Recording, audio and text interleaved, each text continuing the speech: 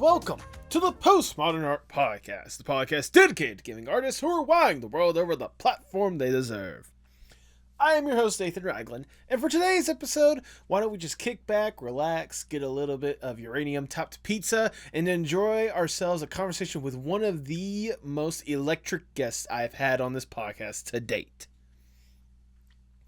Today's guest is Jacob Barrens, a voice actor with a ton of voiceover credits under his belt, including roles in Genshin Impact, Trials of Mana, and most prominently playing Shrike Sanchez in Monkey Wrench. I'm not gonna lie, this is probably the most I've ever laughed during an episode of the podcast. The energy that Jacob brought to this episode was one that I did not anticipate, but I certainly welcomed it as much as I'm sure you guys are going to enjoy it. If you enjoy our guest, make sure you support him with the links down in the description below. If you enjoy the podcast, make sure you like, share, subscribe, or follow whatever audio streaming platform you prefer. Leave 5 stars wherever you can. I see that stuff and I absolutely love it! If we'll go a little bit further with that support, maybe you should consider checking out the merch shop on Fourth Wall with the link down in the description below. We have some outstanding designs done by some amazing artists, former guests of the podcast as well, and I think you would look absolutely spectacular in some of that merch today. And look, if all you want is just a nice, calm, cool, casual place to where you can meet some incredible artists, get to really connect as a community, and really grow, then why don't you consider joining our Discord server, the Artist Sanctuary? With the link down in the description below, you can join a growing group of incredible artists that I think you would be a wonderful addition to today. But, without further ado, please enjoy the Postmodern Art Podcast. Thank you so much for doing this, by the way, especially on such short notice. Whenever Tipsy or Jelly, however you refer to her, whenever she messaged me saying that she got you, first off, she told me in all caps, so she's really excited for this episode. But I was just kind of like, I literally had to say to her, okay, first of all, you need to communicate with me whenever you're asking people without me letting me know. But also, what the fuck? Well, I'm glad that it's seen as I got you, implying that I'm in high demand, and I'm sorry, I'm just so very busy. I have to come down and meet with the little people, you know. That's it's good for my image. It makes me seem like a real person. So you're very, very welcome. So please make sure this is short enough so that I can get out of here and go have a creme brulee. Duly noted. Indubitably, I do not want to delay you from your hourly creme brulee. Yes, hourly. Yes, it's good for the derriere. Good for the dairy and good for the derriere. No, but in all seriousness, it's kind of one of those, like, because again, for me at least, I wasn't expecting it. Like she has this weird thing of just giving me people that I wasn't even like expecting to get on the podcast in the first place. I'm like, oh shit, okay, yeah, no, let's make this happen. Yeah. I like being unexpected. It means I can sneak up on you easier and just go, bah! Exactly. Don't you dare. Don't you dare. No. Wait, is that an alien? No, it's a skeleton. It's what is it? Do you know his favorite snack? Yep. It's not Tom Schalk, sadly. Damn it. No, his name is Clyde. Oh, okay. I'll refer to him as what did I call? Shit. Joke lost. Moving on. A for effort. Okay, I'm gonna ask this ahead of time so I don't butcher it when I do your little intro. Your last name, is it Barrens or Barrens? How do you pronounce your last name? Barrens. Just making sure. I can only imagine there's probably been at least a handful of people that may have pronounced it one way or another. When they do, then I make sure to say, hey, can you please take me off your list? Thank you. Goodbye. Click. All right. But I guess this is going to be a lost episode if I mispronounce your name. Oh, no. Yes, Mr. Barrens. Yes, exactly like that. Do it more like Nigel Thornberry. Barrens. Yes. Darling, we're going to go out to the sub-Sahara Barrens. Where, honey? Honey, are you okay? I'm having this through.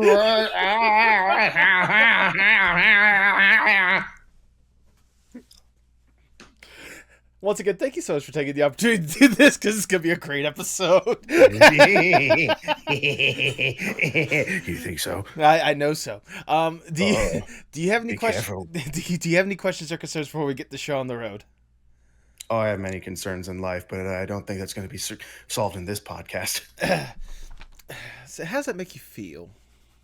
It makes me feel tingly in my nether regions, and it also makes me feel tingly in the back of my head. And Nathan, help me! Look, okay. Here's my recommendation for you. Go see a professional, because that's what I am not.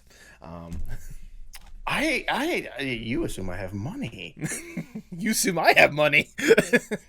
Well, that's why I'm here. You're cheap. Oh, goodness. All right. Wonderful. Great. All right, Jacob, before we really get going, I must ask the icebreaker question of the podcast, if I may. Let's say you get to go to a desert island on your own accord. It's just you alone with your thoughts. You get to kick back, relax, breathe, get to truly enjoy yourself for a little bit. With accommodations, you're not stranded on an island. It's a little mini paradise for you. To help make sure you don't go completely insane on this island, you can bring one piece of media or one piece of art with you to help with whatever kind of mindset you want on your little paradise. If given this opportunity, what would that one piece be? Insanity. Insanity is drastically more entertaining. I mean, you end up making new friends. Like all these people join you on the island. Yeah, true. Like suddenly the trees start talking. They have personality, and then the sand starts turning into cotton candy, and it's delicious. And the coconuts start talking to you as well, and it starts to become a sinister cabal. It starts a mafia of coconuts on the island that you have to join with the palm trees against the coconuts, and it becomes this whole epic tale that all because of insanity. So no media could ever possibly meet that. That's true. Plus, you can't forget about the delicious lemonade sea out there. Like once you truly get invested. Yeah, it's like the more that you drink, like the more interesting the story becomes. It's right? Just like, yeah. So no, my own brain is my vastly superior creative brain is so much more interesting. I don't know. The thing is, like television or movies or anything like that, eventually you're gonna get bored of any of it. Right. I prepared. I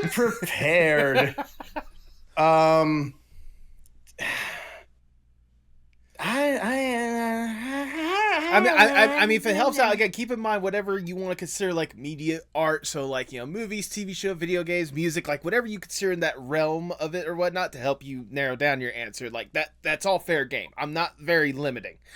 No. This is the interview question, which that if I get it wrong, then they think I'm a psychopath and report me to the police. I mean, you were initially saying insanity. I mean, I figured that if they haven't called the police at this point, they're along for the ride. Yes. I don't know. I'll just I'll take the entirety of the Internet Movie Database, and I'll get back to you. You know what? Honestly, that's a good answer. It's valid. Like the fact that like you can't narrow down the answers, so just have everything and watch some of the stuff you have not watched before. No, because my fucking pedantic ass brain is just like, well, you could choose like a season of television or something. So you could choose something like, I don't know, Steven Universe, or you could go pick up Aqua Teen, or you could go pick up Samurai Jack, or you could go pick up Breaking Bad. But by the time I'm done with that, my TikTok-ish brain is already wanting to move on to something. It's just like, haha, no, bitch, this is the only thing on the island. You get to analyze every single wrinkle in Walter White's face for the rest of eternity. Not for all of eternity. You can choose when you get off the island. I mean, I could choose on when I get to get off the island. Yes.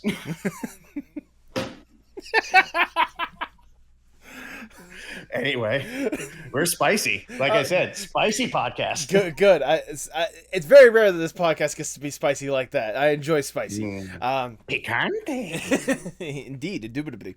But okay, so regardless, I guess the entirety of the internet movie CV fan base, that's your answer. You're locking that in.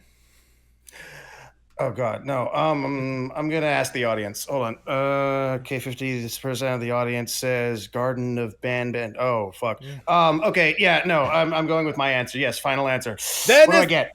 Well, if that's the case, you get a wonderful opportunity to appear on the Postmodern Art Podcast. Welcome, everyone. I am your Welcome, everyone. I am your host, Nathan Ragland. Feel free to like, share, subscribe, or follow whatever audio streaming platform you prefer. You can support the podcast on Patreon. Go to patreon.com/PMAP. And follow us on Instagram, Blue Sky, Twitter, most social media platforms at Postmod Art Pod for future updates and guest announcements, including today's guest. He is a voice actor with over 1,600 voiceover jobs under his belt, including roles in Genshin Impact, Trials of Mana, and most prominently playing Shrike Sanchez in Monkey Wrench. Welcome to the podcast, Jacob Barrens!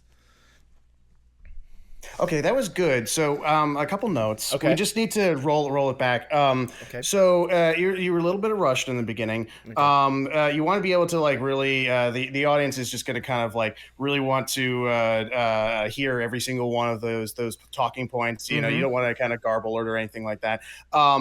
You definitely want to make that guy Jacob like sound a little bit more grandiose. We like to use the word gravitas. Gotcha. And yeah, or gravitas, whatever you prefer.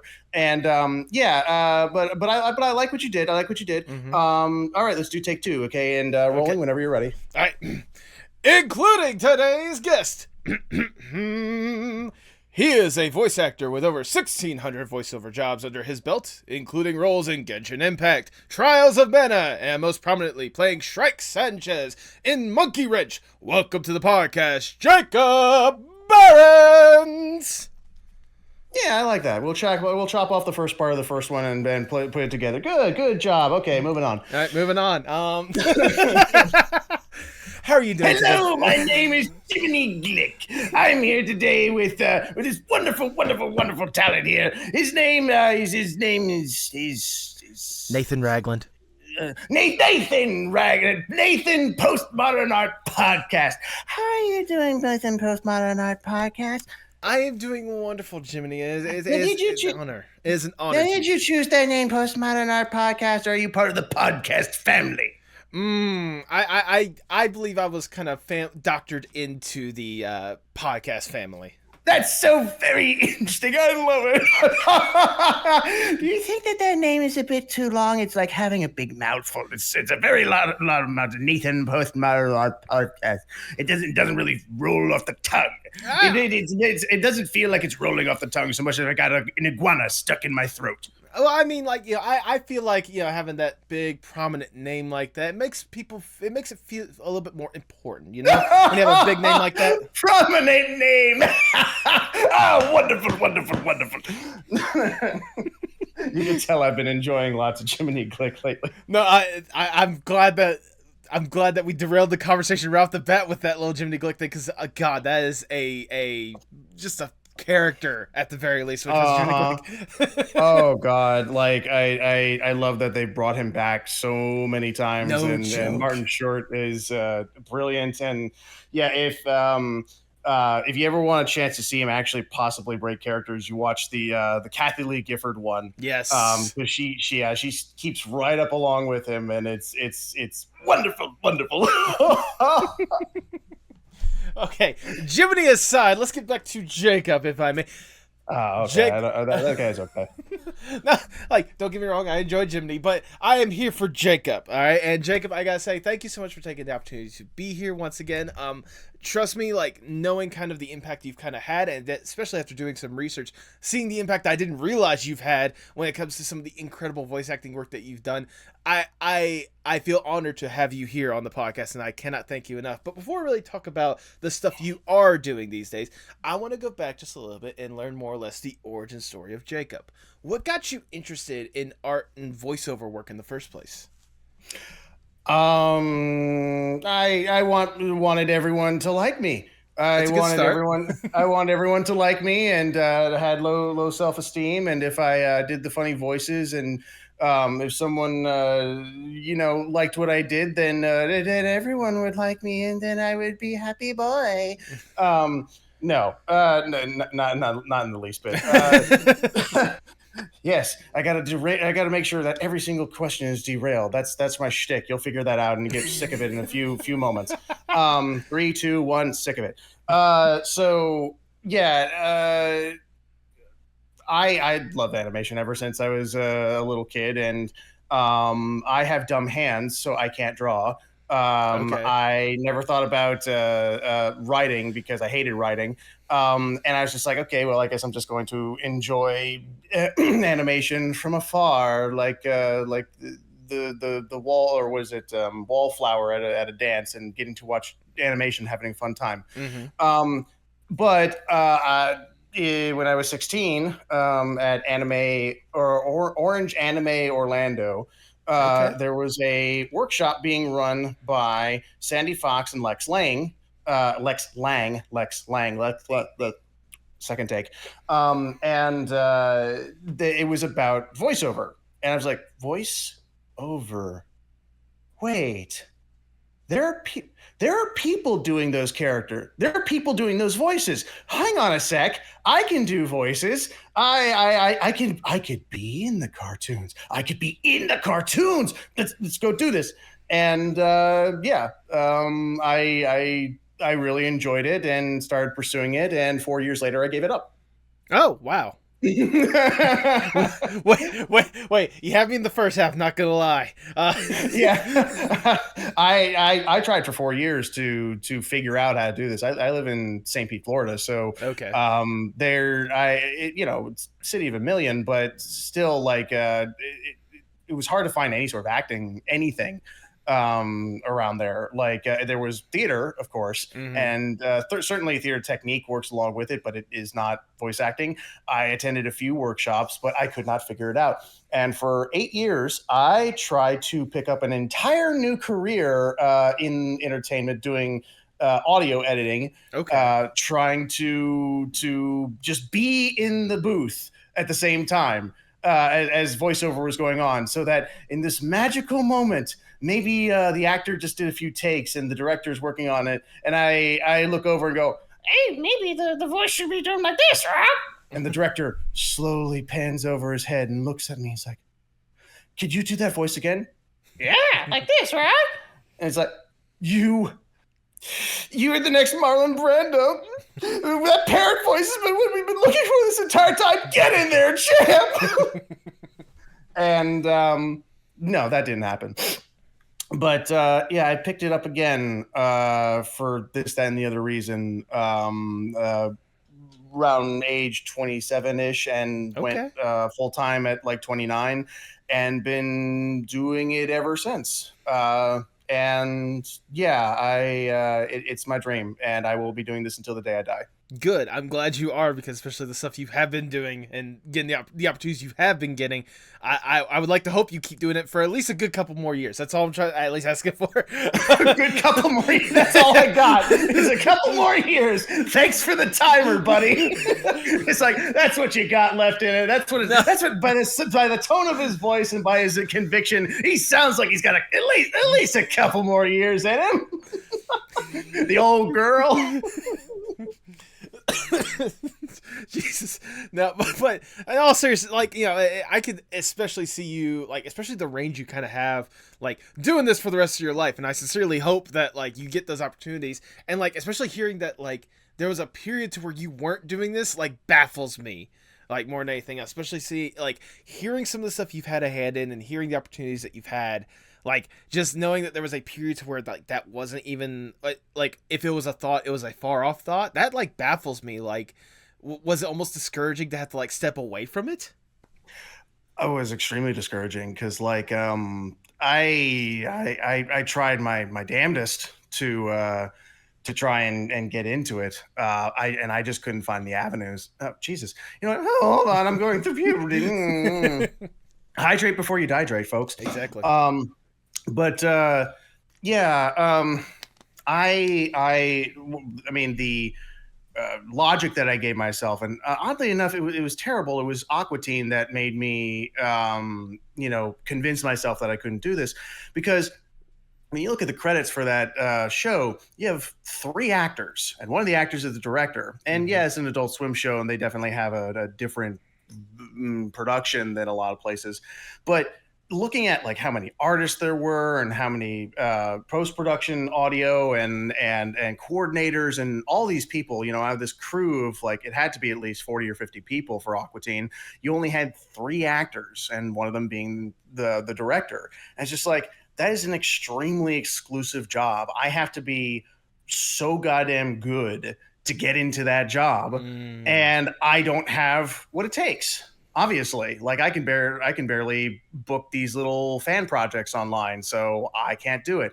But I can do technical stuff. I build computer good, so I learn the Pro Tools, and then I do the audio, and I do the mouse. I move the clickety clickety click, and then maybe I can be around the voiceover. Yeah, oh God, I hate this.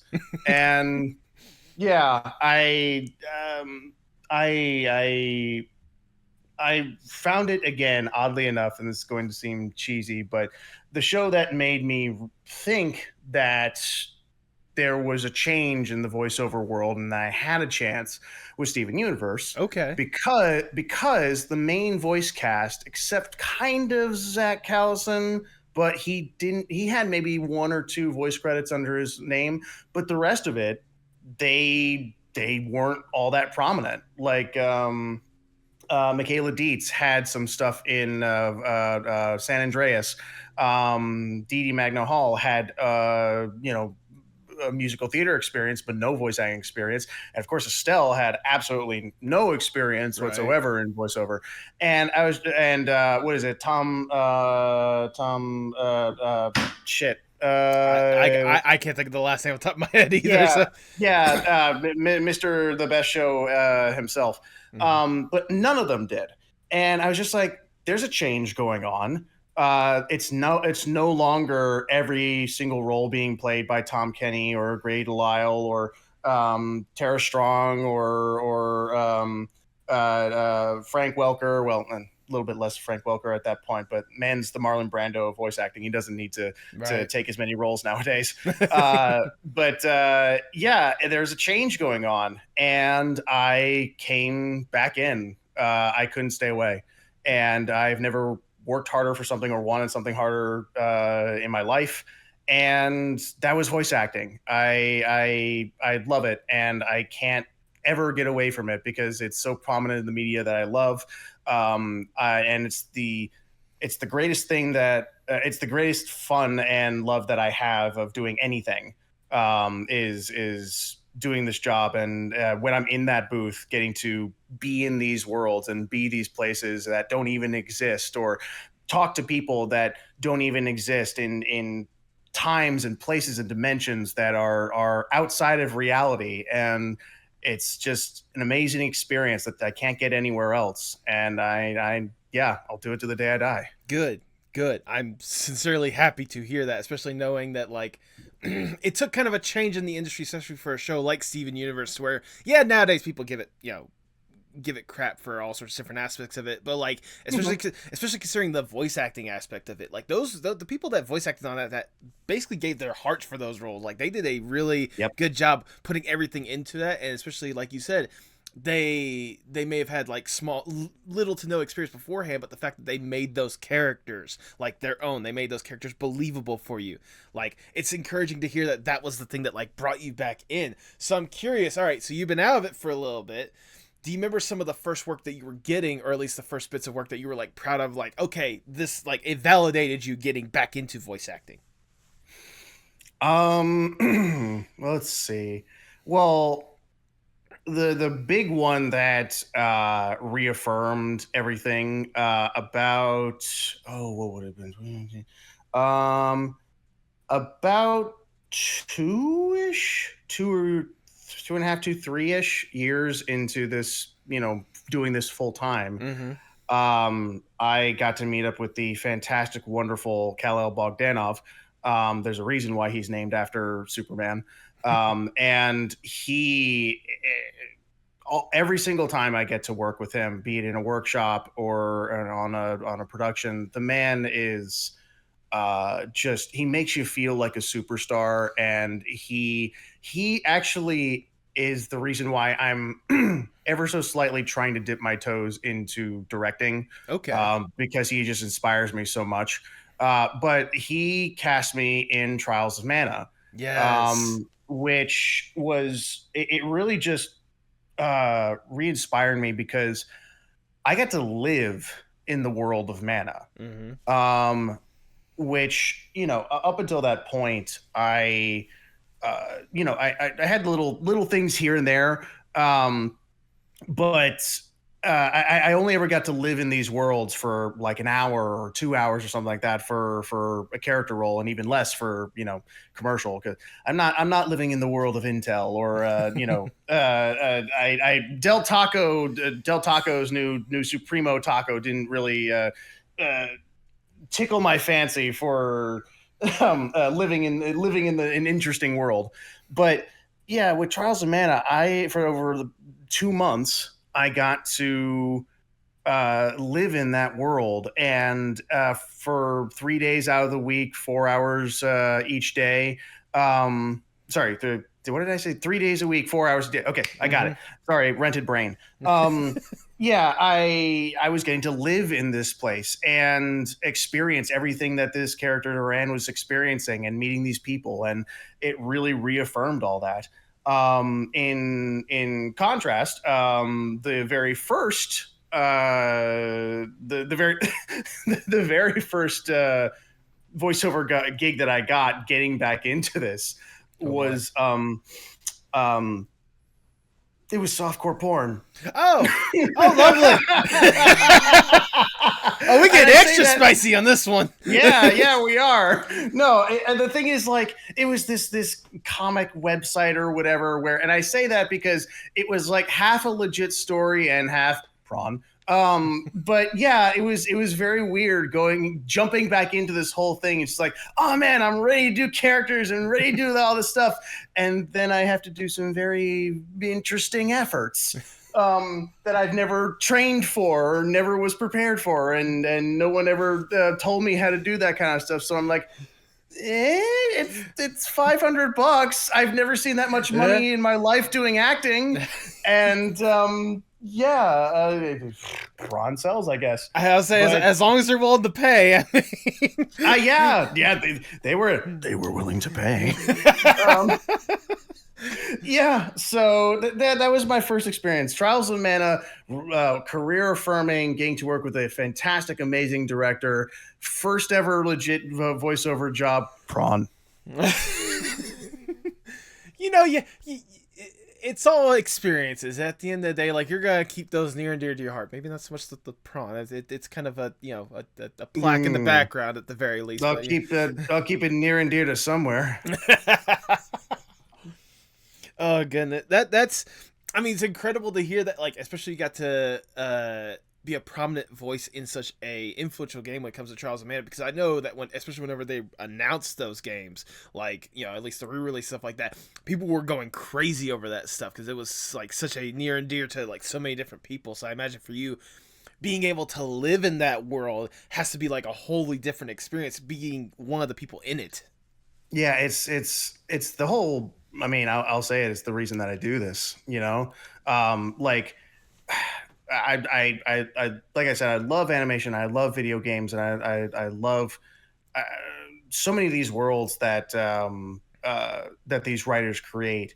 I'm always in awe of what writers are able to just come out of thin air, because I can't write for shit. And WGA strong, SAG-AFTRA strong, because being able to, like, just thinking of your favorite video game ever, just you have that enjoyment, that third person enjoyment of getting to do the video game mechanics and getting to have the triumph of beating this, that, or the other thing, or experiencing the world through the eyes of this character.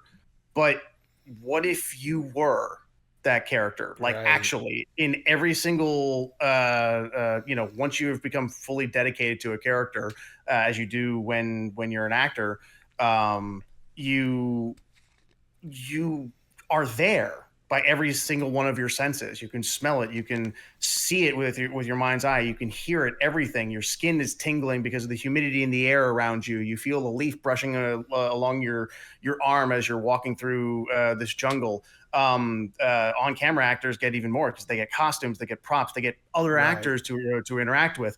But when you're doing voice acting, it's both a difficulty because it's all in your imagination, but also a complete boon because you get to make it whatever you want and make it as real as you can possibly think that it is. Right. And when you get to be in the worlds of your favorite video games or be in the world of your favorite animation, yeah, it's the ultimate way to travel. I'll say that.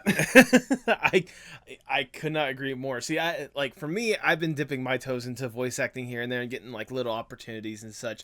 And, like the closest Congratulations, dude. Thank you, I appreciate that. I was gonna say the closest I've had so far is a former guest I've had on the podcast. For his first game that he was producing, he needed a voice actor to be basically like the narrator / like the little voices on these little tape recorders that you see like throughout the game and such. Yeah. And like again, this is like his first video game that he made like all by himself, and so you get to hear me as Dr. F, Chief of the Night Research. And basically, in that case, I got to go to the moon. Who can say that? Exactly. You're one of the few people that was standing on the moon in every sense of the word except for physical. But I mean, if every one of your other senses says that you're there, then you're there. Exactly. And I imagine, especially with some of the roles that you've been able to get, like some of the worlds you've been able to explore, no matter how long or how short you've been able to have in the role, like that's gotta be just like that imagination, that insanity you were talking about further is really like firing on all cylinders. Oh man, he connected it to the icebreaker question. Okay. I think I'm actually a little bit glad to be on this interview now. Okay, sure. All right. I see you, Nathan, Postmodern Art Podcast. You're wonderful. Thank you. My goodness. I was also gonna say, like, I going kind of keeping the same vein, but also like just veering off the path just a little bit. Like, I love how you were talking about like all these different experiences and such, and get to explore these different worlds. But I just gotta talk about something that I can't believe that I connected a whole lot as I was doing my research, stuff like that. I didn't realize how much commercial work you had done. And so when I was doing my research and hearing some of these commercials that you've had a hand in and stuff like that, I just realized, oh God, I've heard your voice for years and I just didn't realize it. I mean, there's a reason why I changed my tag from a colorful cast of characters to you've heard him before. Yep. Okay. For anyone listening to this, hi Millie, hi Squiddy, hi Ouija. The three people that I know are going to listen to this. See, I'm bringing three people to your audience. I'm expanding it. I'm such an on-demand, like you said, an on-demand talent. Everyone's clamoring for this interview. I just got to ask real quickly. When you say Squiddy, is that Squidderdoodle? Yes. Okay. I was gonna say I know them because Tipsy actually commissioned Squiddy to make a piece for me for my birthday. Oh yeah. So they're a fantastic artist.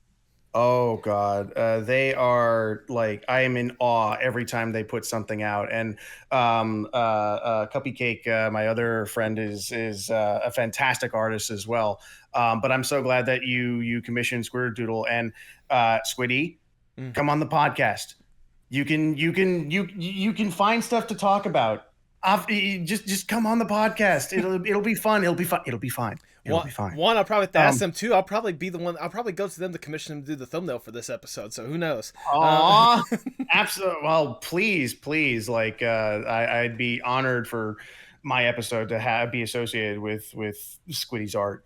What was the question? The commercial work, like back to where we were talking commercial. about. Yes, commercial work. Okay, take two. Okay, for any of the potential voice actors listening to this, if you want to make this your career, you cannot do it exclusively on character work. Right. You cannot do it for the majority of character work. In fact, character work is probably going to be, depending on what you get into, it's probably going to be about 15% of what you do. If you're not one of the anime voice actors that's going out to conventions a whole lot of the time, and even then, no, not even for the anime voice actors. What am I talking about? Like, unless you're Tom Kenny, you are I would say 80% of what you do is not going to be character work. You do get occasionally the fun of doing a character in a commercial. It's like, honey, did you leave the bratwurst on the grill? Oh no, I wish I had had bacon sauce. But yeah, for commercials, it's the majority of what you need to do, and you have to be trained in stuff like that. It's also where the big money is. And you got explainers, you got commercials, you got industrials, you've got the door is ajar. You've got phone trees. It's like press 1 to connect, press 2 to fuck off. What else? You've got what else is the one I just did recently for the Calgary Stampede. It was it was this announcement. It was the opening video announcement thing right before the fireworks for the entire 2-3 week event.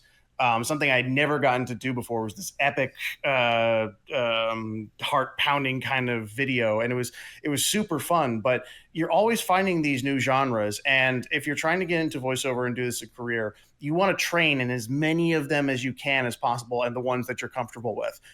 The only ones that I don't really do are audiobooks, because I have neither the patience nor the vocal strength to keep doing audiobooks. Valid. But if you can just train in all of these things, you take all this money that you're making from this kind of stuff, and you can put it into classes. You can put it into demos, all relating to character, and then get to do the reason that you're doing this career. But the majority of your time, you're going to be doing those sort of things and commercials and marketing. And that is the reality of a voiceover career. And if that still interests you, then you should belong in this industry. If you're mostly looking to just do character stuff and you really don't want to take the time to do commercials and explainers and all those more boring type stuff, then I would say it's a little bit more of a hobby, and you can still do the training, you can still do that sort of thing to get better in character.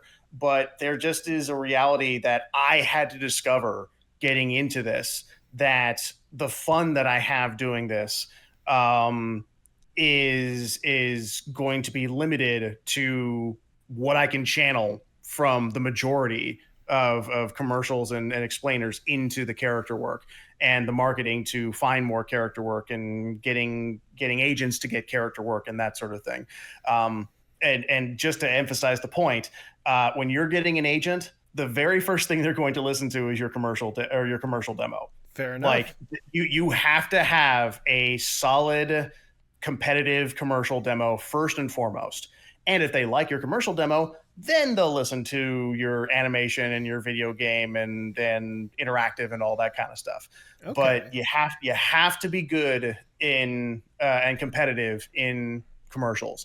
And there are ways to make commercials fun and make it more like your character work, but that's getting a little bit more into the teaching side of things and classes and workshops and that sort of thing. So if you ever want to learn a little bit more about that stuff, I do coaching, and I'm trying to run a class eventually if enough people are interested. So I'll let people know then. Anyway, when you get the class up, let me know, because I definitely want to be a part of that. I want to get more into it. And I mean, like, especially with what you're talking about, like, I'm definitely taking notes and keeping this stuff to heart, because if I want to take this, because it has been a hobby for me to, like, just right off the bat, just like little opportunities I can, especially to help those that I brought on the podcast that I know would appreciate, like, an additional voice here and there, like, just be like, you don't, like, I just want the opportunity, like, just at least starting out. But, like, especially knowing that, like, the commercial aspect is something that I need to take a little bit more seriously if I really want to like go into this field. Like it makes sense, and especially with you're saying like it can be fun. Like I can only imagine like with certain products that you've been able to represent, such as Mr. Clean, Six Flags, Del Taco. Like there's got to be at least some fun presenting those brands. Yeah, and I mean, the thing that I found a little bit fairly recently to try and make it a bit more fun is making these auditions have some improv in them. Mm. This is little controversial, but I've started to do it anyway. And some casting directors or directors or coaches will say, no, no, no, never do this. But it's better to put in a bold audition than a milquetoast like gray audition, because the world of commercial right now is very gray, very everyman, trying to appeal to the widest range of people. It's the reason why you probably don't remember any commercial whatsoever, whereas you can instantly remember something maybe from the early 2000s, like I don't know. I just said instantly remember, and I can't remember. But like a bunch of balloons or something like that, or Beanie Baby commercials, or I'll say like those, like the Sunny D commercials or the Capri Sun commercials and such. Yeah, or build a helicopter. Yeah, you remember those ones because they had personality. Mm-hmm. And commercials nowadays, I mean, a good deal of them, specifically car insurance commercials. Everyone's remembering like Progressive with Flo, or the Geico Gecko, or everyone remember. A lot of people, or at least older people like me, remember the Budweiser frogs, or yeah, you remember that shit because it was out there. It was taking a risk, and that's something that you can do in your commercial auditions, is you take the risk of adding in some improv here and there, one, to make it sound like a real person, because commercials are not written how real people talk, and two, just to like, if you can make the casting director laugh, they'll at least submit your thing to the client, and submit your audition to the client, and then you can then it's just up in the air. You're either going to get this client that's just like, no, no, no, no, we need to make it as close to what's on TV as possible. We don't want to take any risk. We gotta make sure that mom and pop will listen to this, as well as the emo child also identifies with Del Taco. But yeah. If you can take that risk and putting that into your commercials, it makes your auditions a lot more fun, because you come across as a lot more genuine in either your intensity, or the way that you're speaking, or anything like that. You're actually enjoying it, as opposed to just trying to sound like the rest of the commercial world, trying to emulate them. Or the most dreaded freaking I'm gonna just go on a slight rant here. Go for it. Like I haven't already been doing this. The thing that you're going to encounter so often is, we want it friendly, conversational, sounding like you're talking to your buddy at the bar. We want you to sound like the everyman. We want you to what is it? The word is conversational. And it's not I mean, technically it's a real word, but it's not a way in which anyone actually speaks. Right. It's they don't want you to sound like a conversation, because a conversation doesn't have the ups and downs in the beginning and end, and the product names of an actual conversation. But they want you to take their very unconversational text and speech and make it sound like a conversation, or make it sound conversational-ish. And because no one actually speaks like this, it goes against any acting technique that you have.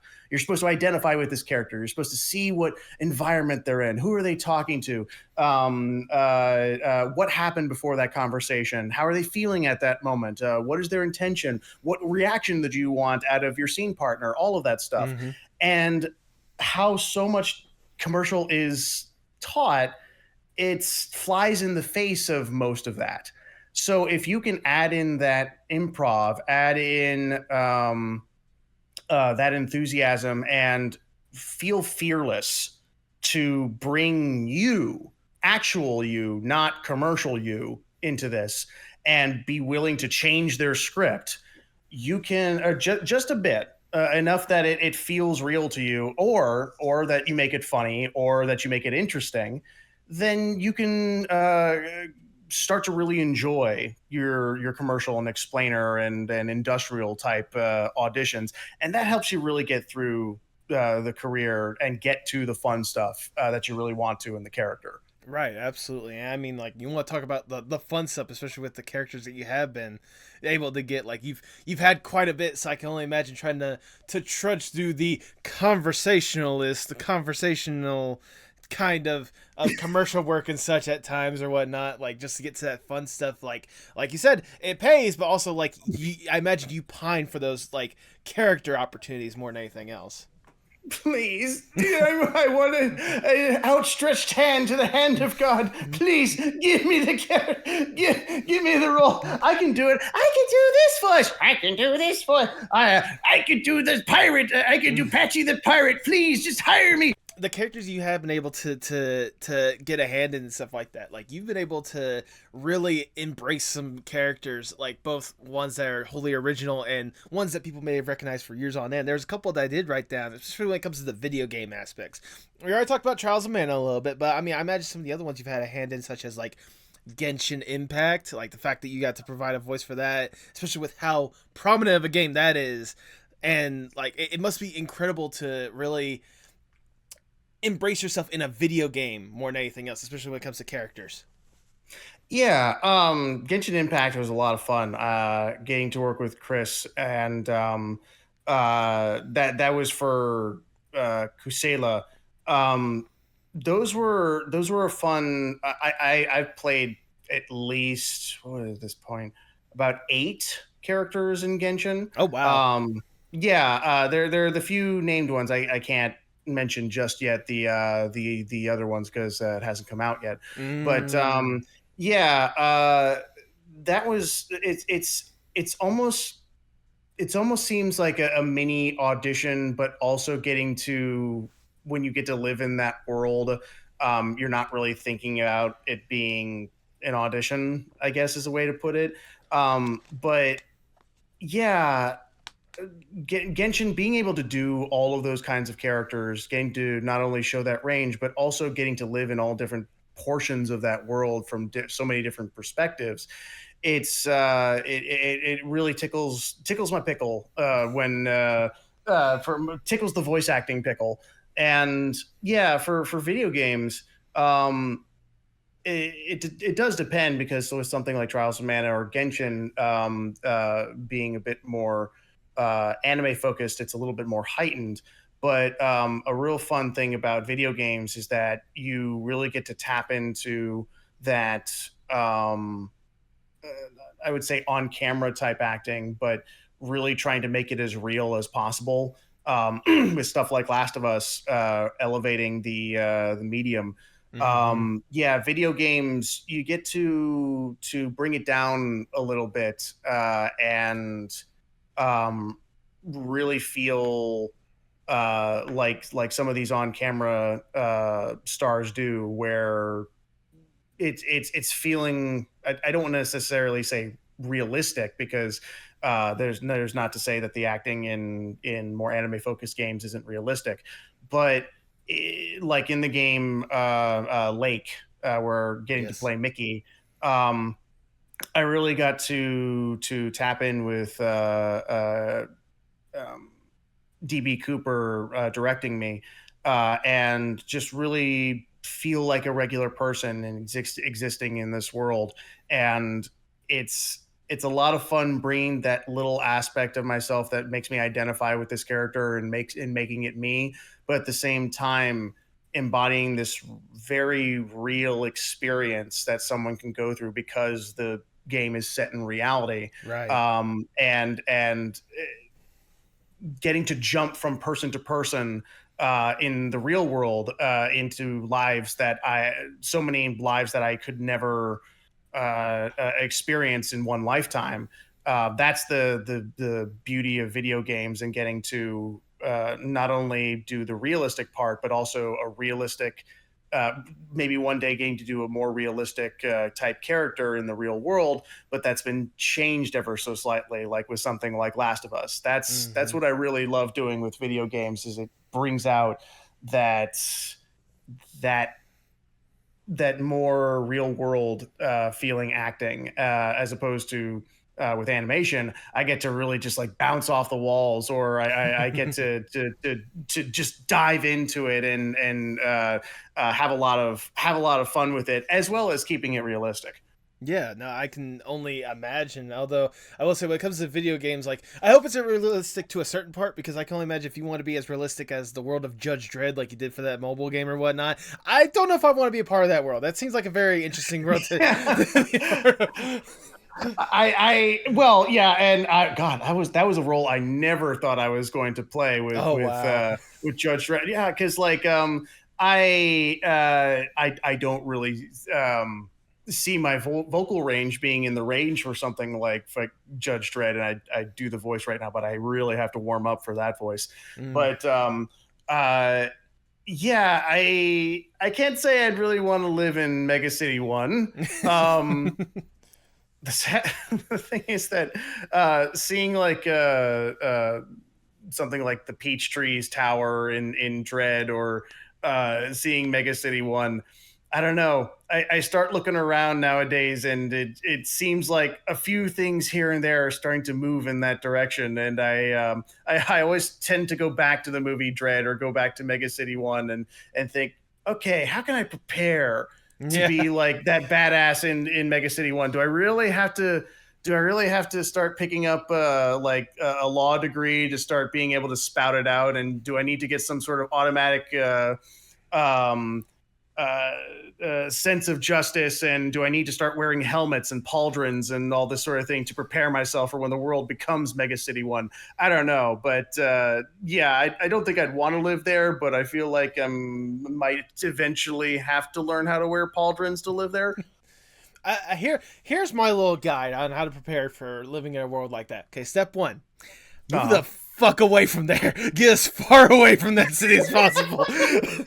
I hope so. I hope that's an option, because yeah, and, the outside of Mega City One, it's certainly none too fun, unless you like having extra limbs or something like that.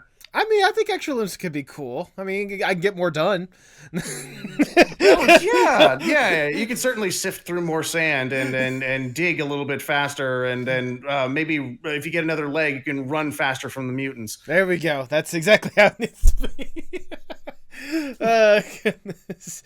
Oh man, hearing like like warm ups and all these different characters, I have to know, like, especially for you, like whether it be with video games or even commercial work, or especially with animation stuff like that, like when you're given roles, and you've had, like I said before, tons of roles, how do you mentally prepare for a role? Like how is it, like how are you, like, given a certain role that you want opportunity to like sink your teeth into, and how do you prepare to like bring that character out to its fullest?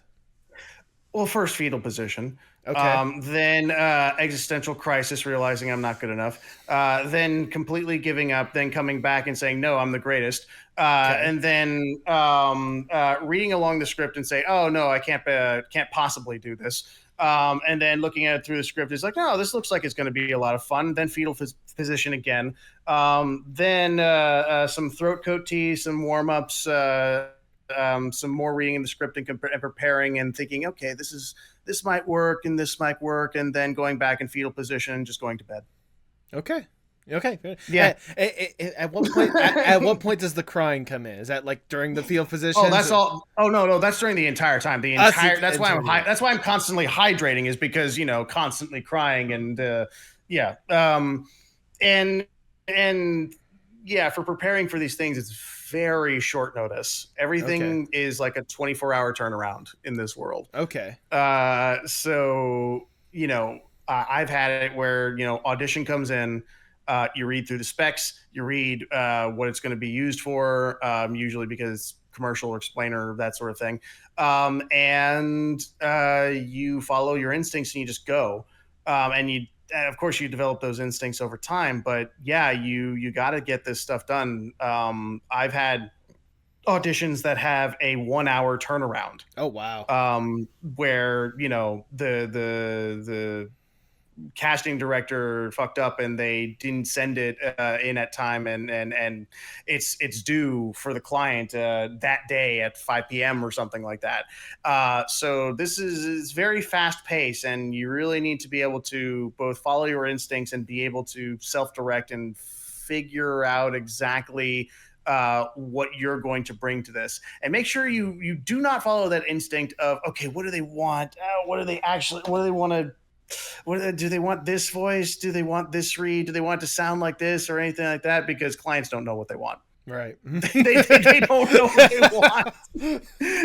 As evident with the clients that try and sound like everything else, and commercials that sound like everything else. Clients don't know what they want. But if you can bring them something that they didn't know that they want, a la the alien from Fairly Odd Parents that Rob Paulson did. Yeah, that's the thing that you can bring to it, is bring them what they didn't know what they want. And if they didn't want what you brought, well, then they're wrong. But yeah, you do the audition, you move on. That is the most important thing, is being able to just do the audition and immediately mentally just move on, because you had a little bit of prep, little bit of warm up, a little bit of figuring stuff out. And of course, for character work, you spend a lot more time on it because, you're building a world here. Right. And bringing a little bit more complex improv to stuff like that. But yeah, same thing with characters. You analyze it, you go through it. Maybe you hire a coach named Jacob Barrens to help you through it. And yeah, you get it done and move on. Because if you can't move on, you're dwelling on it, seeing to see if they come back. You're not paying attention to the next audition. You're not paying attention to things that you do have control. So yeah, it's a very fast-paced world. So when you get a chance to finally get to that booth for that nice juicy character role that is ongoing, it's a real nice breath of fresh air to just be able to go and follow these instincts and have that fun that you only get a little taste of when you're doing auditions. But you need to be able to enjoy it in that moment of quick preparation and quick leaving of it, because that's your job. Yep. It's a fast pace, move on to the next thing, I'd say don't dwell on certain things, but I mean, that's probably more the commercial work. Don't dwell on it. If you hear it on the radio. Oh no, it's all of it. It is all of it. Yeah, no, it's absolutely all of it. Because if you're sitting by the computer, it's like, okay, I did really good on that audition. I really hope that they think I did good on that audition too. Did they email me? Oh no, let me email them back. It's like, hey, I had a great time doing this audition. Hey, do you want to meet up and do another audition? Hey, I'm free this weekend. Oh man, I think I have this great studio that we could go check out. It's got wonderful mics. I think we're gonna have a great time together. Hey, are you there? You there? Question mark, heart emoji, heart emoji, heart emoji. Please cast me. Please cast me. All of it left on red. Or red in this industry, if it even gets read at all. But yeah, I mean, regular doing 10 auditions a day. Oh, so, wow. Okay. I respect that. I respect that. Yeah. So you when you get to that point, you want to be able to enjoy it so it's not such a slog, and also be able to just leave it. And then when you do get that nice juicy character role, you just like, oh man, I get to live here. Yeah. And then you realize it's Mega City 1. It's like, shit. Well, how about we go to some of the more nicer worlds you've been able to be a part of? I mean, we talked about the commercials and the video games, but let's talk about some of the animation roles that you've had, because I can, like you said before, like being able to immerse yourselves and really go off the walls with some of the characters you've had in animation. Like, I can only imagine how freeing the animation voice acting experience has to be. Oh God. The world of Monkey Wrench is Yes. fucking bonkers, man. Like I love it. As I always tell Josh and Ashley, I'd be a fan of this show even if I wasn't in it. Right. Uh, the storytelling that they do, the background storytelling, the layers that they have of what they have planned, but also like all these little nuggets of the world that they have in their heads that they're waiting for the opportunity to tell us about and flesh out. I just want to know. And to anyone that thinks that I'm in the know and know the secrets or anything like that, no. It's episode by episode that they reveal this kind of stuff. Maybe within an episode they'll reveal something about Shrike's past or whatever, if that ever happens, to just help inform me for a scene or something like that. But nope, I'm in the same boat as almost everyone when it comes to knowing the vastness of this amazing world that Josh and Ashley are creating. And every time I get to jump back into it, it's like a comfy, stinky, cheesy blanket that getting to jump into the mind of that fucking degenerate that is also that is so I guess unfortunately and fortunately is so much me there's so much of me in Shrike, and how much I love being as unhinged and stupid and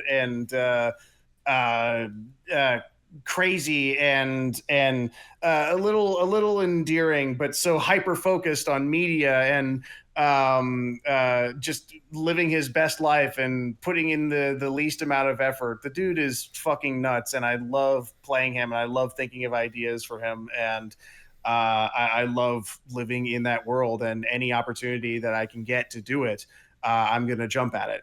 I mean, I can only imagine. I mean, I was gonna like say, especially like getting to it's just the world of Monkey Wrench alone is just insane. And the fact that you get to play one of probably the most unhinged characters with Shrike Sanchez, like that has it's like letting the crazy people run the asylum after a certain point. Like, you know. The fact of the matter is, yeah, the entire world of Monkey Wrench is an asylum that is both crazy in its ideas, crazy in its characters, crazy in its environments, crazy in its systems, its fucking potential. Every single time that there's a new episode or a new script, I'm just like, Jesus, this just keeps getting bigger and better, and I love it. I can say with the newest episode coming out, since there have been some little teasers here and there. If you ever get a chance, bring Chris Zito on here, because he'll have a wonderful experience of telling you the other unhinged character in Monkey Wrench of playing Scratch. And yep. I hope one day that the two of us were able to do a joint session of doing the back and forth for their conversations, because those two are just two intensity level 10s when it comes up but it's intensity level 10 with both of them.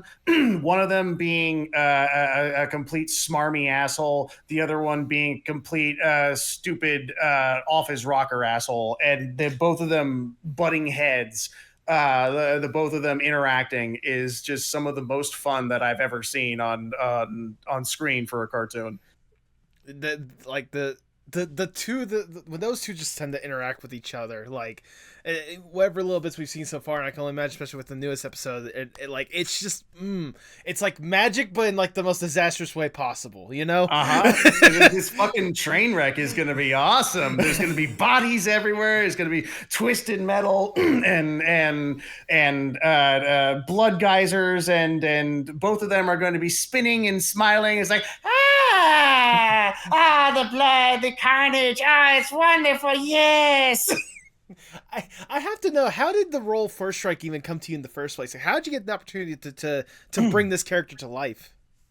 Well, that so when I saw the audition, my friend Carolina or Caro or Kurzek on Twitter, check them out. They're also a fantastic artist. They sent me the audition, and it just instantly like jumped off the page to me. It was Shrike telling a story, and you guys heard a little bit of it. There was a teaser trailer for the voice cast for Monkey Wrench. Let me hydrate real quick. Do what you need to do. But there was a little teaser for the voice cast where you got to hear some of that audition, and it was Shrike telling a story about him and Beebs, like involving it was either a bar brawl or a getting a pizza or that sort of thing. And that was the whole audition. It was just this paragraph of Shrike telling the story. And it just jumped off the page. And originally the voice wasn't exactly where it was, because the instruction was a combination of Master Shake and Cheech Marin. Okay. And I can do a pretty good Cheech Marin, man. It's not too hard. It's a lot of fun. It's like bye bye Lourdes. It's a lot of fun. But I can't do a very good Master Shake. You know, it's just Dana Carvey's voice, and it he's a meatwad. It's spaghetti time. Oh yeah, spaghetti, huh? All right, spaghetti. But yeah, they trying to compare Cheech Marin and a little bit of Master Shake, and you're starting to get a little bit closer together. And this was originally Shrike's voice. It had a little bit of Master Shake in there and a little bit of Cheech Marin, and you just start having a little bit of Chicano kind of vibe to it. It was a little bit more around here. It's like, you should have seen it, amigos. There I was, Beebs cowering in the corner behind some table thing. I think it was a table. Anyway, enough about Beebs. There I was, about to receive the biggest pizza with the most cheese ever put to crust. The 15 cheese atomic supreme. It was the best thing I ever put in my mouth, amigos. But then Josh came back to me and is like, oh man, that was great. I loved it. Can you make it a bit higher? It's like, it's more like around here. This is a little bit more Shrike. He's like, yep, that's it. You got it. And the thing is, years later, I discovered why he wanted a little bit higher and he wanted a little bit that range, because Josh is a big fan of the movie Kung Pao. Okay. I realized that Josh just basically made me do Betty's voice, but with a Mexican accent. It's like, birdie, tiger, yeah. I'm a great magician. Your claws are red. But if he had a sort of Mexican accent, and I'm just like, God damn it, Josh! If you just asked me to do Betty, I could have done Betty from the beginning. You sly Englishman, you. I think Josh was just more or less going for the masses, because Kung Pao is a very niche movie that if you know, people always love it. And trust me, I know, I love it. I get that reference immediately. But like when it comes to the masses, I think a lot of people are gonna recognize Master Shake more than Betty. I mean, yeah. I mean, not that that's a shame, but Kung Pao, absolutely, everybody should be going.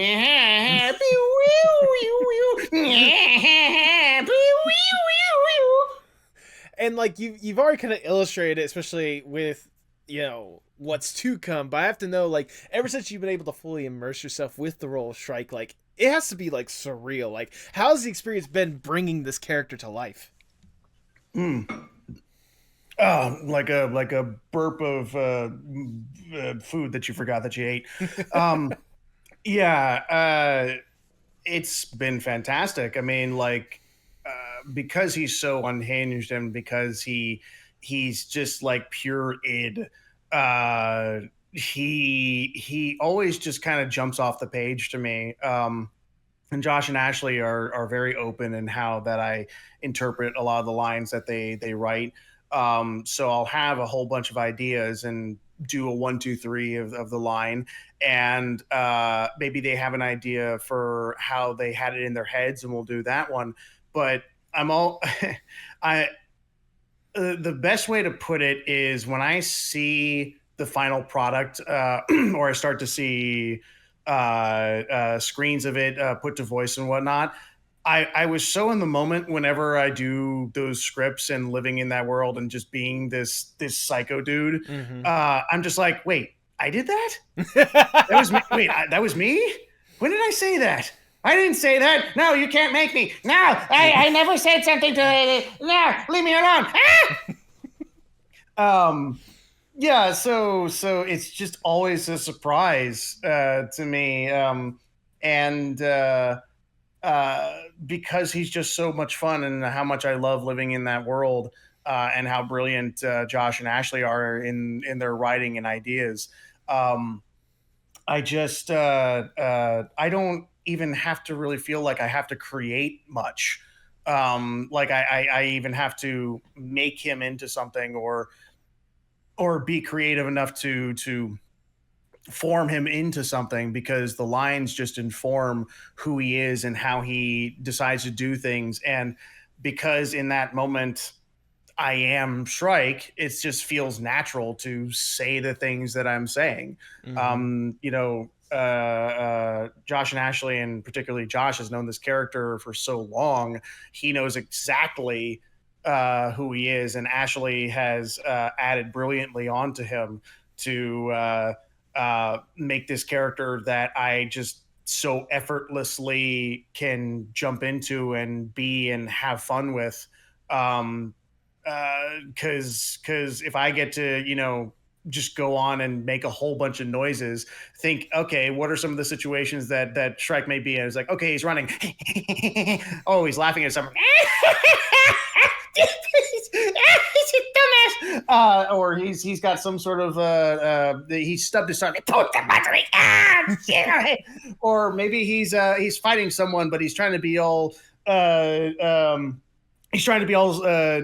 cocky about it. He's like, oh, ha, ooh, wee, or maybe he saw the funniest thing that he ever saw in his entire life, and he looks at it and goes,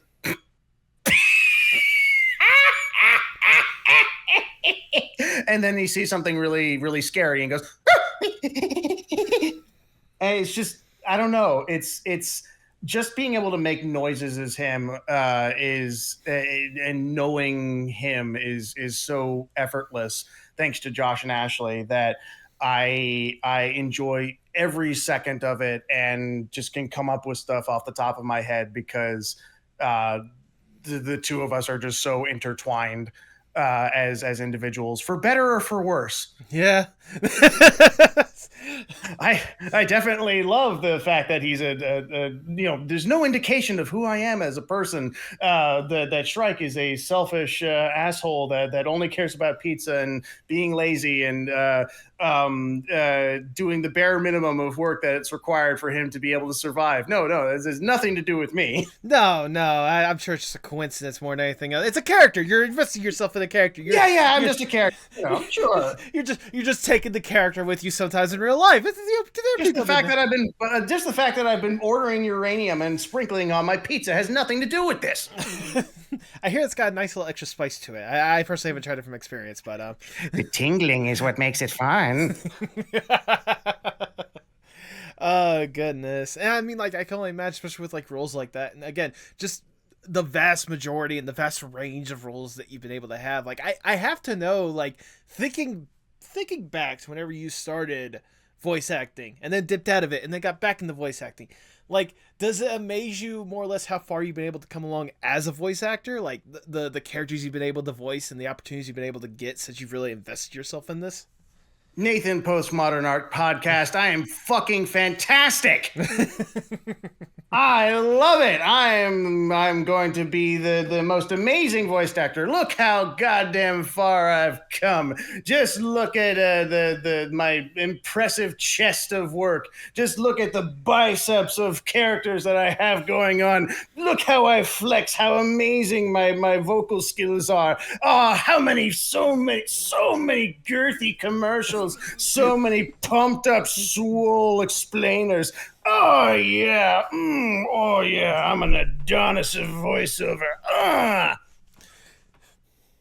So I take that as a yes. No, I'm fucking terrible. I have so much more to improve, and yeah, but yeah, I can certainly take a split second and listen to something that I did way back when, and realize how far that I've come. At the same time, I'm always mostly looking forward and trying to improve and become girthier. You know what? That's fair. That's understandable. It's one of those, like, don't dwell too much on the past. Keep moving forward, but also appreciate where how far you've been able to come along. Yeah. We can all, in the things that we're passionate about, we can get wrapped up and be comparing ourselves to the other swole individuals around us in our chosen fields and think badly about our stuff. But being able to at least look at our personal growth and realize how far you come is affirming. Something that I think I should do on a more often than not, but I'm too busy pumping my massive voiceover. Fair enough. I mean, that's understandable. I mean, even then, like, if not for you, I know other people certainly appreciate the stuff you've been able to put forward. Like, I can only imagine for you, like, seeing the community of people that, although they might not always associate you personally, seeing the characters that you have played and being able to, like, grasp onto some of them and really, like, embrace some of them, like, that's got to be surreal for you more than anything else. Knowing that you provide voice for a character, you provide life for a character that other people are instantly, like, grabbing onto and relating to. You mean my original intention of getting into voiceover, of making everybody love me, is working? I think you're doing a good job. Oh my God, everyone loves me.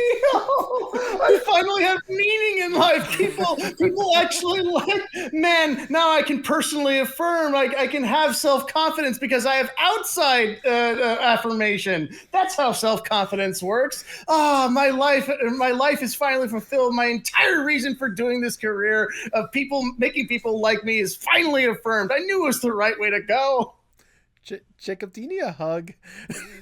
Huh? What? No, I'm fine. Hey, what do you, huh? What? No, I'm sorry. I'm the girthy voice actor going on here. I mean, look how swole I made this explainer video. It sounds like I'm just so massive and talented. Don't you agree, Mr. Nathan Postmodern Art Podcast?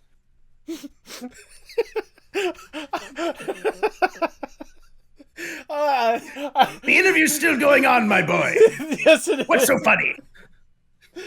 Are we supposed to be laughing together? Oh, it's wonderful, wonderful, wonderful. You're a fantastic artist, and I love you. But you could be improving on the name, Mr. Postmodern, on my podcast.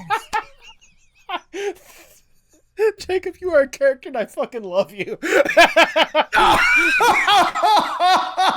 that's the best thing that I've heard all day. Besides when the sandwich artist told me that he put meatloaf on he put mayonnaise on my prosciutto. Interesting. Not bad. Well, I like my sandwiches to have a little bit of white stuff on them. Is that a problem, Mr. Nathan, Postmodern Art Podcast? No, I enjoy a good bit of mayo with some of my sandwiches as well. I like it. I like it to just be dripping with fluids, if that's what you say. I like my sandwich to look like it's crying, just like my life.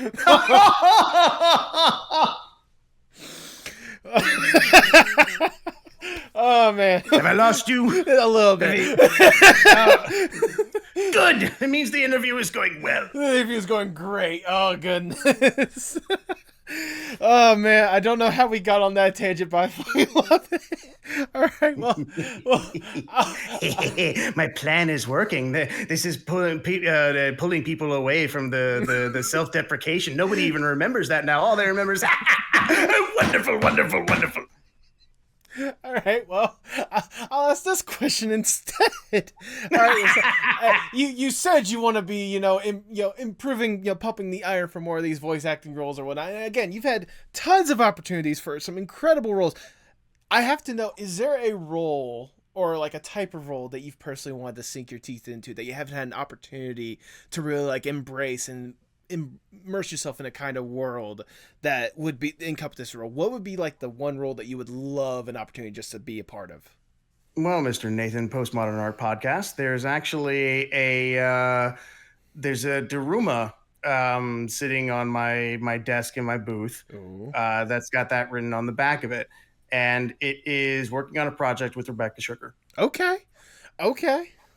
Yep. That is, I don't know. I've heard rumors here and there of them doing something. I'm not entirely sure, but that is my goal as a voice actor to work with them and pick their brain and experience one of these fantastic worlds that they create. That's I don't have there are certainly iconic roles out there like I think one day I would like to be able to play Mickey. That would be a lot of fun. That'd be a lot of fun. I love Chris Dimitopoulos' interpretation of, oh, no, I'm just obsessed with you. What's some other ones like, Great Googly Moogly! Or, she's my girlfriend. I love how unhinged or like crazy Chris Dimitopoulos has made Mickey, and I hope one day to at least get the opportunity to bring that same kind of energy to Mickey, but and actually, give Mickey a personality. But that's one of the iconic roles that I'd like to play. But I really want to be able to be in the booth and get directed by and find out more and hear the process of Rebecca Sugar for, and of course, thank them personally for reigniting my career through their art. Right. It's certainly a dream. It's a dream, a part of my dream. And I hope one day to fill in the other eye of that Daruma. There you go. I was gonna say, if nothing else, it'd be truly a really good full circle moment, like you said. Of, if it wasn't for them, who knows where you would be when it comes to like voice acting and stuff like that. You probably would still be a audio technician if it wasn't for Steven Universe and such. Who knows where your career would have went? It'd be a very girthy opportunity. And it's like, thank you, Rebecca Sugar, for this girthy opportunity. Let us become swollen, and buff together in this booth. Let us pump animation together. There you go. Well, Jacob, we've been talking a lot about, again, like all sorts of different roles and all sorts of different aspects that you've had. But for this next question, if I may, all sorts of different projects. But for this next question, if I may, I want to give you more or less the dream scenario, if I may. Let's say I am Big Shot Mr. Moneybags right here. I come up to you and I'm like, look, Jacob, we know that you can do some incredible stuff. We've heard the opportunities you've had before, and we feel like if given the opportunity, you could really be given something incredible. You could do something truly incredible. We have access to anyone and everyone in whatever industry possible, and more money than there should be possible. We should really be compensating for the writers and actors that are on strike right now. We'll focus on them in a minute. Right now, we are focusing on you and you alone, and we promise we'll get back to them. We promise. If given this opportunity, what would be the dream Jacob Barrens project? Well, if I met up with Mr. Moneybags here and infinite money and infinite power, I tell him, Mr. Moneybags, we'll need a lot of money for wood. Okay. We'll need a lot of money to make platforms. We'll need metallurgy people to make giant blades, and about you and about 100 other of your friends, and we'll need you to participate in this project. No. They may look like guillotines, but they're not. They're not functional. Okay, and the sharpening of the knives and the cooks to the other side of the guillotines, they're not related in any sort of way. Okay. Just sign the check and just make sure that you're there next Friday. And don't wear anything with a high neck or anything like that. It'll interfere with the project. So, No, yeah. understandable. Understandable. I just want to make sure that we really my checkbook does have a tendency to bounce, so you might want to make sure that the money goes through before you institute all this stuff, just before before you get any of this stuff started. I don't think you really need to be worrying about your checkbook bouncing in this case. Okay. But you also seem to be a very buoyant individual, so I think that'll work in your favor in this project. Oh, It's not a character trait that you hear most often, but you have a very bulbous and buoyant and bouncy head. So I think that's really going to help you in this and the rest of your associates in this project. So yeah. Oh, and this little document here that signs over all your assets and money to me that's unrelated. But if you could just sign that like right before we begin the project, it's really going to be. Let me get the golden quill for that one. Yes, thank you. Oh, you have a golden quill, man. That makes sense. That makes sense. That makes a lot of sense. Yeah. So guillotines and eat the rich. Yeah, that would be my dream project. I don't really. I am always just more in awe of writers and artists of how their ability to create nothing out of or to wow, I got that bad. They create nothing out of something. They create nothing. Man. Josh and Ashley, you really just create nothing. Squitter Doodle, I love how much nothing that you create. Mr. Nathan, Postmodern on Podcast, you've created the most amazing nothing that I've ever seen. Hey, I don't create anything. I just let the artists themselves talk about the stuff that they create. Oh, you make someone else do the work. Oh, man, that's so smart. Oh, man, I need to create a voice act. I need to do like a voice acting quote unquote podcast, and it just so happens to have a script, and I can just like make other people do my work for me. I am brilliant. Yeah, I just don't. I'll write little scripts here and there. They're derivative of other stuff. I'll have an idea for a quick character relating to someone else's project.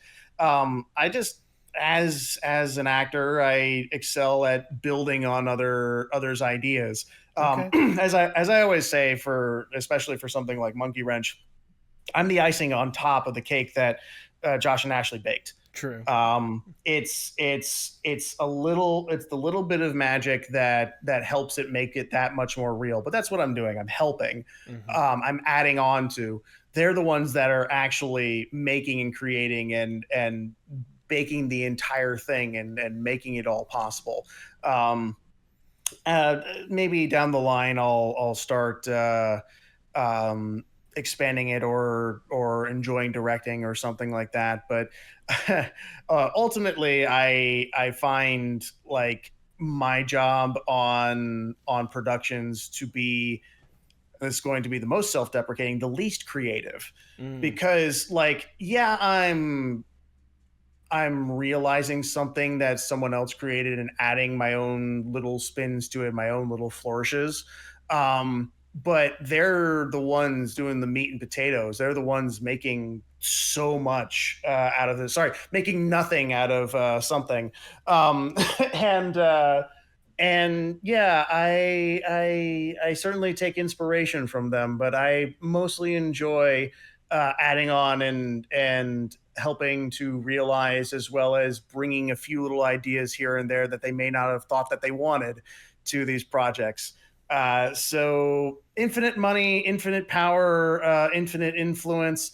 Guillotine the rich, eat the rich, and make the world a better place. Yeah. That seems like a valid little dream project. I think I can get on board for that. Yeah. It employs carpenters and blacksmiths and chefs, and it feeds the poor and the hungry. There you go. But sadly, we gotta come down from that dream scenario. We gotta get back to reality, and I'll ask. Oh, there goes gravity. Yep, I'll ask the ever so generic question: where do you hope to see yourself, say, 5 to 10 years from now? Working. That's a valid. Still working. That's a valid response. Still working. I hope that I have one day to eventually move to LA. I had plans a little while ago, about 3 years ago, about March of 2020, to move Hmm. to LA. I wonder why they fell through. It's COVID. It's Yes. COVID, Okay. Nathan. Okay. It's Okay. Yeah. Yep. COVID. Yep. Yeah, Yep. Yep. Yeah. it was COVID. It Yeah, was yeah. COVID. I It thought that was was COVID. pretty obvious. No. Yeah, that was kind of like, yeah. I was even doing the voice there, Nathan. Like he's supposed to be. He's like, oh, thank you for playing along, Nathan, my postmodern art podcast boy. Yeah, and I would move to LA solely for the purpose of work. Um, and not that I'm necessarily looking forward to that, because I'm not the biggest fan of the city of LA in general. Right. But there's a lot of opportunity there. Personally, I would much prefer that the remote work expands, and that what they were able to do during 2020 and the early 2021 of expanding out, and there was no degradation of acting or work or audio quality or anything, and realizing that remote was completely and utterly possible, and that there's really no point of relegating these projects to LA. I really hope that in 5 years that remote voice casting has expanded so much even more that I don't have to move to LA. Right. But yeah, in 5 years, I hope to be a better associate for the company. I hope that I can strive to make the company more money, and strive to expand the company's influence, and just be the model employee that I can be. And please keep me employed, please. Well, I think if you keep up the good work that you have been doing, I think I can definitely see you having a future in at least a couple years. He's bringing it back. You're wonderful. Indeed. As we start to wind down the interview, I just have one last question I want to ask you, Jacob. Obviously, you've been... Oh God, it's good. It's done. All right. See you, Nathan. I'm Wait, good. yeah, one more question. One more question. Oh, okay, fine. Obviously, you've been deeply entrenched in art and voice acting work for ages now, for years now. How important is art, not just for you, but for the world as a whole? I think art is very important for the world's whole.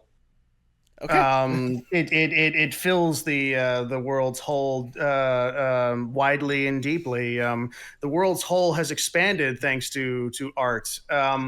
This whole has become even better, even more taught, even more a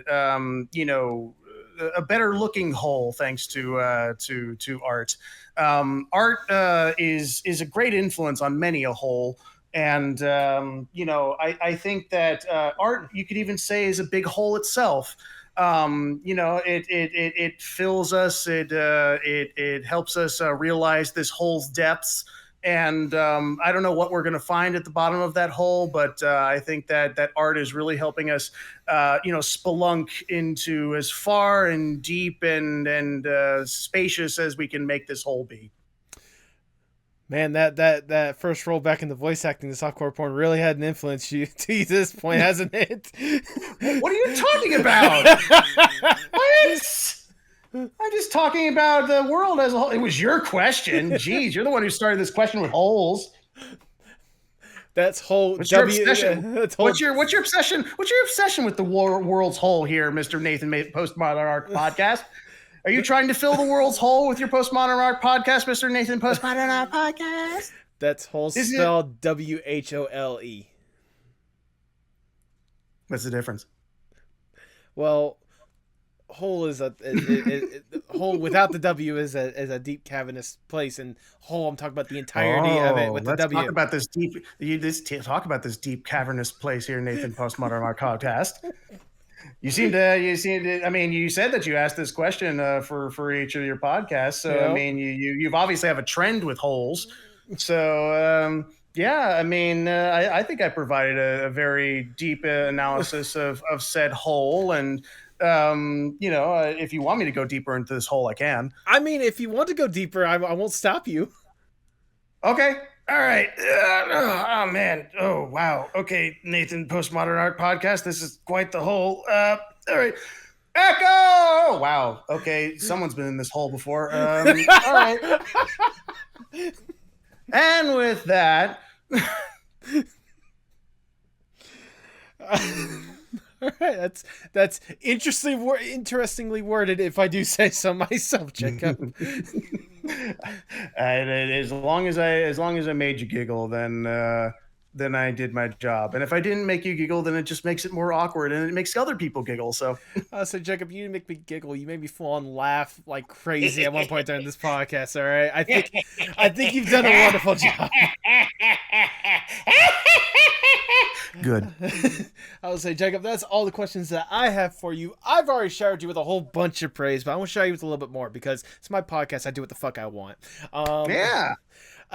Jacob, I've said obviously many times before, but I've been really impressed with the stuff you've been able to put forward. I mean, obviously I knew you for Shrike first and foremost, and hearing the effort and the energy that you put in that character is probably one of the best characters in all of indie animation, period. The fact that you've been able to bring that character a whole new level of energy that is sometimes unmatched, like, I cannot tell you how much I appreciate the effort you put into that. Especially whenever I dug and did research and saw all the other aspects that you've had a hand in, I cannot help but just remain impressed in one way or another, hearing like the kind of range that you have, whether it be from the commercial work, the video games, the animation, hearing all the different aspects that you've been able to dip your toes into, and just hearing the different ways that you've been able to truly express yourself in one way or another.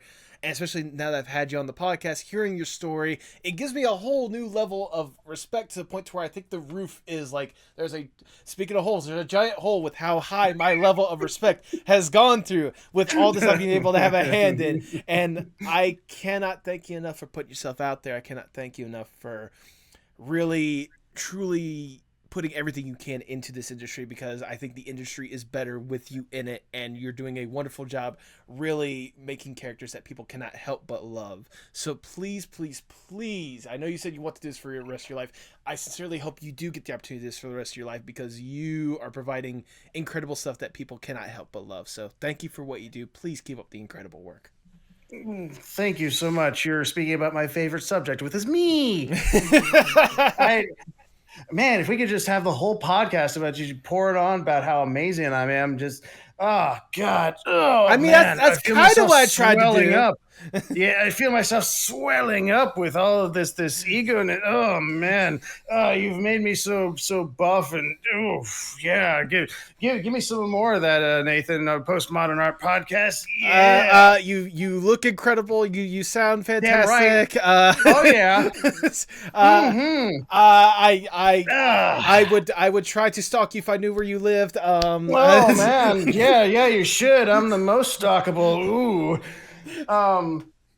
Yeah, thank you so much. It's been a blast, and I hope that you show similar fervor that you do in this podcast in your own voiceover career. I will sincerely try more than anything else, and I'm dead serious. Whenever you do decide to get that class going, let me know, because I would love to get more an opportunity to really, I guess, peer inside your brain and figure out how this industry would kind of work from your perspective. I mean, I feel like I had a good I feel like I had a good perspective with how we talked about, like, especially some of the commercial work and stuff like that. But you know, that's just probably a taste of what it means to be in this industry. Yes, I gave you a taste of my brain, and now that you can't resist, give me your money. Yes, money, all of the money. Yes, dígame. Well, if you want people to potentially give you more money, or at the very least just show some more love and respect like I've been able to today, go ahead and plug your stuff for the people at home. Well, I mean, I could talk about being a plug or something like that, but yeah, got the Twitter, Jacob Barrens, got the Instagram, Jacob Barrens, got the TikTok, Jacob Barrens, the website, jacobbarrens.com. Do you seeing a trend here? Just search Jacob Barrens. Like, you'll find. It's I make sure that I'm extremely easily stalkable at this point, because that's what you do in my situation, is that you want to get out there, you want as much people to find you as easily as possible, and as such they you take the good with the bad, and sometimes you get an extremely extremely devoted fan named Nathan Postmodern Art Podcast showing up at your door. Hi, how are you? Hi, how are you? Fuck this shit, I'm out. No. Do you have any final words before we sign off? Flubin. Tell me what's wrong, tell me sparks in motion. Sing me a song, tell me your eyes can all open. Show me it all, pick me up in the car you go when you used to call. Show me it all.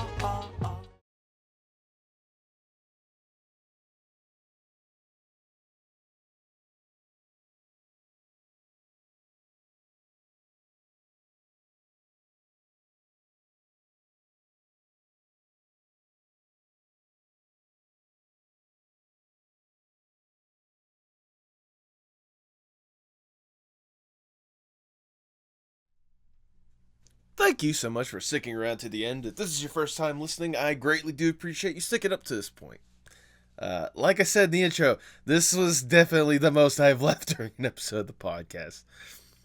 Jacob, if you've gotten up to this point, sincerely thank you for your time and thank you for the entertainment that you brought more than anything else.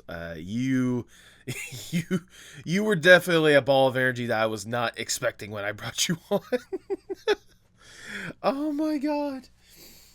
Like, seeing Jacob and like hearing how he was, like, he let out a ball of energy that I try to get as much as I can on the podcast, and I try to return to my guests as much as I can, to a certain extent. Like Jacob, Jesus Christ. Nevertheless, thank you, Jacob. I genuinely do appreciate you. I hate to immediately take it from good times to sad times, but I wanted to take some time at the end of this podcast to talk about something in life that happened. I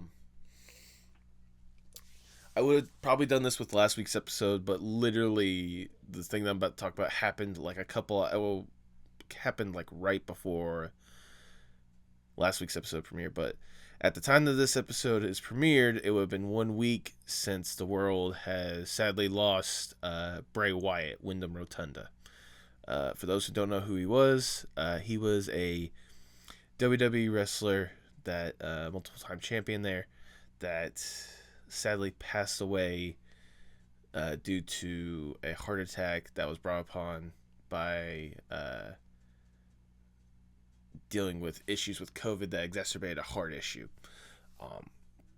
The guy was only 36 years old, and that alone is just sad. But for me, Bray Wyatt was one of the reasons why I got into wrestling.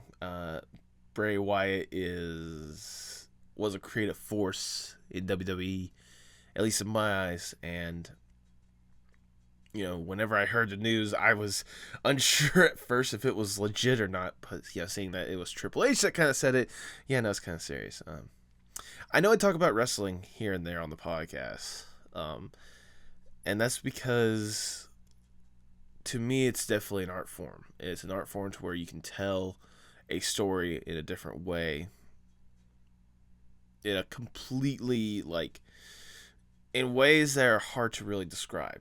The fact that you can sometimes tell an entire story without saying an entire word really speaks volumes.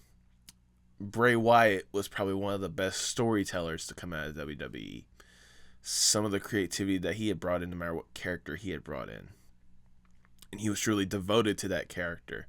You can tell there was a lot of love and passion with what he was doing.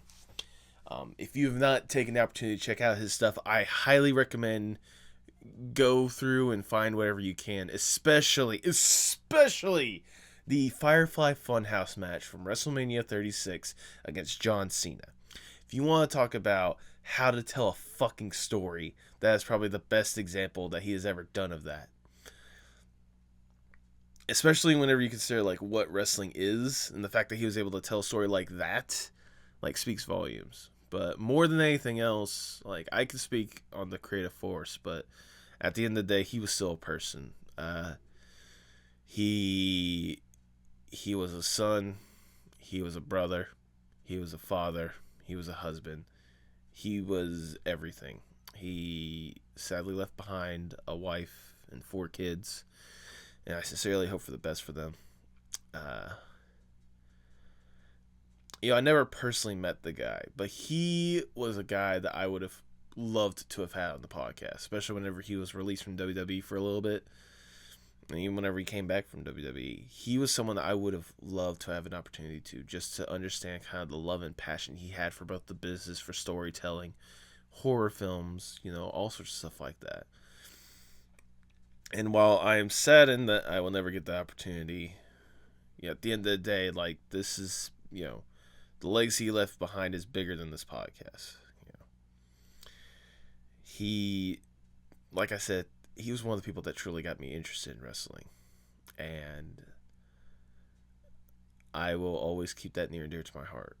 I will always appreciate the time that we had with him. And I sincerely hope whatever he's doing nowadays, up in wherever, I sincerely hope he gets the opportunity to live to the fullest. It just really sucks. It really does. Like, at 36 years old, that is way too young, people. I'm sorry to say that. That is way too young. Take the time to go to your loved ones. Let them know that you love them. Let them know that you care. Let them know that they mean the world to you. And like always, like, showcase that love to the world. Give that love back. We need more love in this world. And again, I'm sorry to end this on kind of a downer note, but at the same time, seeing how art like that can have such an impact on me, can have an impact on so many different people, let it be known that let your love and passion truly be shown out to the world, because you'll never know who it reaches. You'll never know who takes inspiration from it. You'll never know who takes it to heart and who really feels appreciated. That's why I'm always going to encourage it, because, especially with what Bray Wyatt did, with what Wyndham Rotunda did, it speaks volumes to everyone that he touched, both personally and, professionally. Like I said, call your parents, call your brothers and sisters. Let them know that you love them. Tell them that you love them. I love you guys. Please keep up the incredible work. Please keep doing incredible stuff. Please keep showing that love and passion for what you do and showcase it to the world. Again, you'll never know who gets to see it, and you'll never know how much it speaks to them.